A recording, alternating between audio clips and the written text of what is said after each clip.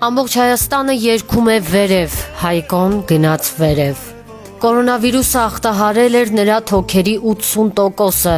Մեկ շաբաթ բժիշկների հետ կռիվ տվեց համավարակի դեմ, բայց ճակատագիրն այլ բաներ նախատեսել։ Ունկնդրին 1000 ու մի որակյալ մեղեդիներ պարգևած Հայկոյի համար։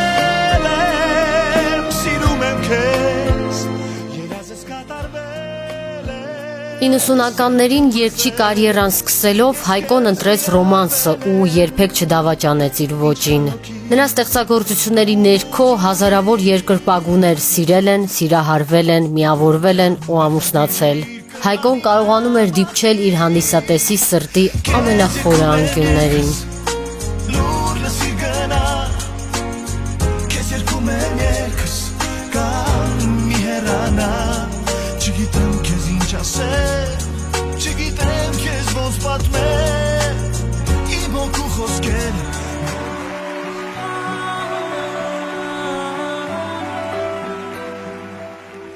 Հայկոն նաև իր յուրահատուկ ձեռագիրը թողեց ժամանակակից հայկական կինոարտադրության ոլորտում։ Նրանից հետո մնացին այնպիսի կինոերաժշտություններ, ինչպիսիք են Սպանված աղավնի, Մի վախեցիր, Ոչինչ չի մնա, Խաչագողի հիշատակարանը, Հարսանիք թիկունքում և մի շարք այլ ֆիլմերի համար գրված մեղեդիները։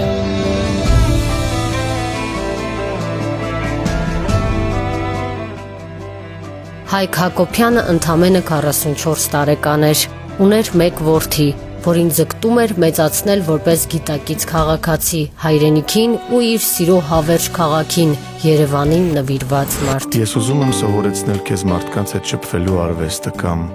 երբ ականջակալներս խլացնում են իրականությունը ու քեզ չեմ նկատում, իմ լռության մեջ դու սովորես լսել բոլոր մարդկանց,